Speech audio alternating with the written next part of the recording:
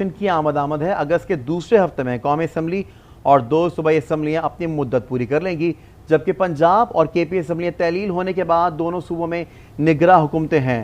हुकूमती इत्तेहाद में शामिल मुस्लिम लीग नून, पीपल्स पार्टी, JUI और दीगर जमातें मैदान में उतरेंगी। तहरीक इंसाफ, जमात इस्लामी और दीगर जमातें भी इलेक्शन में भरपूर हिस्सा लेने के लिए तैयार हैं। इस हवाले से बात करेंगे। कराची से हमारे साथ मौजूद हैं सीनियर रिपोर्टर काजी आसिफ, जबकि लाहौर से ज्वाइन किया है हमें ब्यूरो चीफ सलीम शेख ने, और खैबर पख्तूनख्वा से इसी मुतालिक बात होगी। हमारे साथ मौजूद हैं ब्यूरो चीफ पेशावर फरजाना अली। सबसे पहले हम रुख करेंगे फरजाना अली आपकी जानिब। सूरत हाल कुछ इस तरह से कि हमने पीपल्स पार्टी की भी जानिब से कुछ स्टेटमेंट्स ऐसी देखी हैं जिसमें ये मेंशन किया गया है कि असम्बलियाँ जो हैं वो वक्त पर तहलील कर दी जाएंगी, केयर टेकर गवर्नमेंट आएगी और उसके बाद इलेक्शन अपने वक्त पर होंगे। और फिर दूसरी जानिब आज वजीर आजम ने एक तकरीर के दौरान ये कहा है कि अपने वक्त पर असम्बलियाँ टूटेंगी और इलेक्शन होंगे, यानी कि माहौल बनता हुआ नजर आ रहा है कि इलेक्शन होने जा रहे हैं। किस तरह से देखती हैं इस पूरी सिचुएशन को, या फिर इससे अलग है सिचुएशन?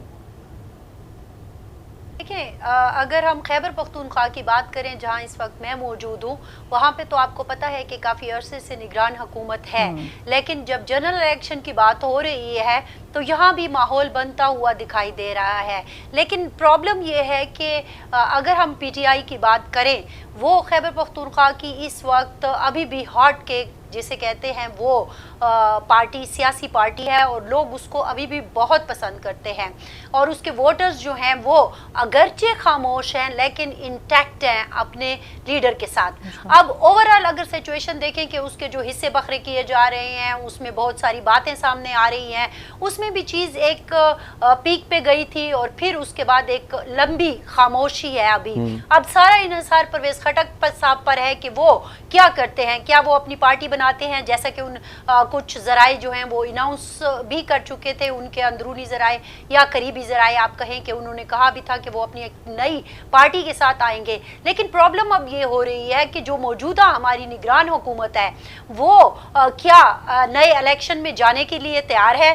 क्या खैबर पख्तूनख्वा की सारी सियासी पार्टियां नए जो आने वाला इलेक्शन है उसमें इसी साल जाने को तैयार है? तो इसमें बहुत ज़्यादा हमें इन पार्टियों में खौफ दिखाई दे रहा है। सिवाय पाकिस्तान पीपल्स पार्टी है कि जिनसे मैं अगर 4 महीने पहले भी बात कर रही थी, जब ये हमारा सेटअप जो था वो निगरान हुकूमत की तरफ जा रहा था और सिचुएशन बन रही थी, तो उस वक्त भी वो कह रहे थे कि हम इलेक्शन में जाने के लिए तैयार हैं। लेकिन बाकियों को अगर हम देखते हैं तो वहाँ पे अगरचे JUI कहती तो है वो इलेक्शन में जाने के लिए तैयार है, क्योंकि अगर पाकिस्तान तहरीक इंसाफ के बाद आप पख्तूनख्वा में देखते हैं तो दूसरे नंबर पर आपको JUI ही दिखाई देती है, जिन्होंने के अपना रिजल्ट भी दिया। लेकिन अब ग्राउंड रियलिटीज़ जो हैं वो आहिस्ता आहिस्ता फ़र्क होना शुरू हो गई हैं, क्योंकि आप ये देखिए कि जो इस वक्त लड़ाई जारी है, या आप कहें चलें लड़ाई एक नेगेटिव लफ्ज़ हो जाता है, जो तलखियाँ आ गई हैं निगरान हुकूमत में शामिल जमातों में, तो वहाँ पे सिचुएशन जो है वो बहुत क्रिटिकल हो गई है। मौलाना साहब को उनके हिस्से के हिसाब से एक बड़ा हिस्सा दिया गया था, जैसे कि मैंने कहा कि तहरीक इंसाफ के बाद मौलाना फजल रहमान साहब की ही पार्टी थी तो उनके चूंकि बड़ा एक ग्रुप था और बड़ा एक हिस्सा था, तो उनको खैबर पख्तूनख्वा में हुकूमत में भी बड़ा हिस्सा मिला। लेकिन फिर उसके साथ ANP जो है वो दावा करती है कि मैं एक बड़ी पार्टी हूँ, उनका मसला है। फिर पाकिस्तान पीपल्स पार्टी से आवाज़ें आना शुरू हो गई हैं। तो ओवरऑल सिचुएशन जो है वो ऐसी हो गई है कि जिससे लग ये रहा है कि अगरचे इनको पता है कि इस साल अगर आखिर में इलेक्शन होने हैं तो फिर हमें कुछ ना कुछ करना पड़ेगा। लेकिन मैं एक बार फिर कहूँगी कि अगर मैं पख्तूनख्वा को देखती हूँ तो मुझे अभी भी तहरीक इंसाफ जो है वो मजबूत नजर आती है, अगरचे वो खामोश है लेकिन इलेक्शन के लिए तैयार हैं। अब ये सारा कुछ कैसे होगा, मौजूदा निगरान हुकूमत या वफाक में बैठी हुई जो मुत्तहिदा हुकूमत की जो पार्टियां हैं वो पख्तूनख्वा में अपना जो एक वोट बैंक है उसको कैसे आगे लेके जाएंगी, तहरीक इंसाफ का कैसे मुकाबला करेंगी, ये स्ट्रेटेजी हमें अभी फिलहाल नजर नहीं आ रही है। अभी भी हमें मौजूदा निगरान हुकूमत में ठीक है, देखना ये कि आइंदा आने वाले दिनों में होता क्या है। पेशावर में मौजूद है फरजाना अली। सलीम शेख की जानिब रुख कर लेते हैं। पंजाब में भी सियासी जोड़ तोड़ का सिलसिला जो है जारी है। साबिक वज़ीर-ए-आला पंजाब परवेज इलाही ने भी PTI छोड़ने का इंदिया तो दे दिया है, जबकि इस्तेकाम पाकिस्तान पार्टी में भी इलेक्टेबल्स की शमूलियत का सिलसिला जारी है। पंजाब की सियासत में चल क्या रहा है, सलीम शेख आगाह कीजिएगा।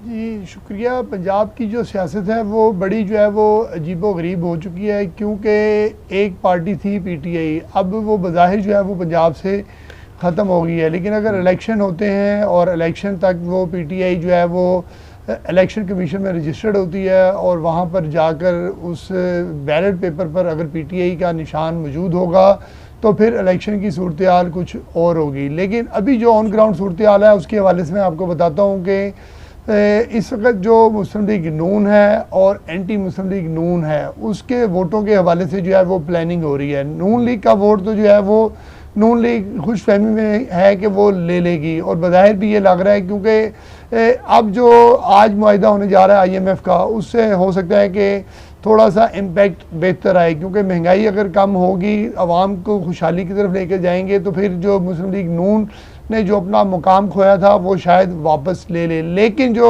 एक इस्तेकाम पाकिस्तान पार्टी बनाई गई है जिसको किंग्स पार्टी भी कहा जा रहा है, वहाँ इलेक्टेबल्स सारे जा रहे हैं।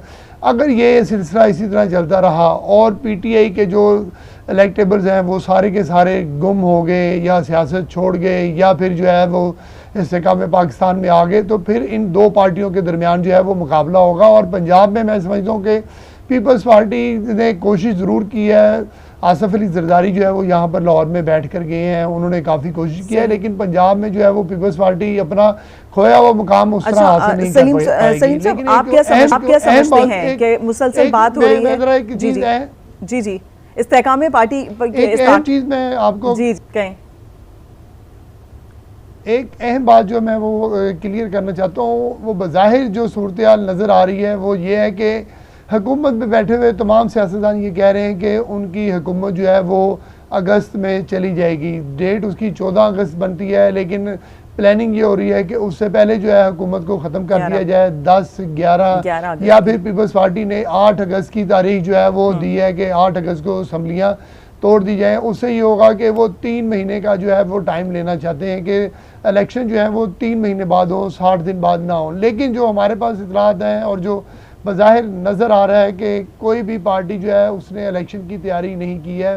पंजाब में मुस्लिम लीग नून ने भी उस तरह की कोई तैयारी नहीं की है कि वो आएँ और इलेक्शन में चले जाएं, क्योंकि उनको ये डर है कि महंगाई की वजह से जो है वो उनको मुश्किलात का सामना करना पड़ेगा। और अब मैं आपको बताता हूँ कि जो सितंबर का महीना आ रहा है वो सियासतदानों के लिए वो सितमगर का महीना साबित हो सकता है, क्योंकि सितंबर में काफ़ी ज़्यादा अहम फैसले मतवक्के हैं। उसमें एक ये भी हमें हमारे जो ज़राए हैं वो ये बताते हैं कि इलेक्शन जो है वो इस साल नज़र नहीं आ रहे। इलेक्शन जो है वो उस वक्त होने हैं जब कुछ कुव्वतों को यकीन हो जाएगा कि उसमें से जो पीटीआई है वो इलेक्शन के काबिल नहीं रहेगी, या तो उस पर बैन लग जाएगा या फिर इमरान खान को जो है वो किसी तरीके से सज़ा हो जाएगी और वो नाअहल हो जाएंगे। तो लिहाजा अभी जो है वो वेट एंड सी की पॉलिसी अख्तियार की जा रही है। तो देखा ये जा रहा है कि इलेक्शन को जो है वो किसी तरह जो है ताख़ीर का शिकार किया जाए, लेकिन अभी तक आइन और कागज़ की किताब के अंदर जो है वो बज़ाहिर यही लग रहा है कि अक्टूबर में इलेक्शन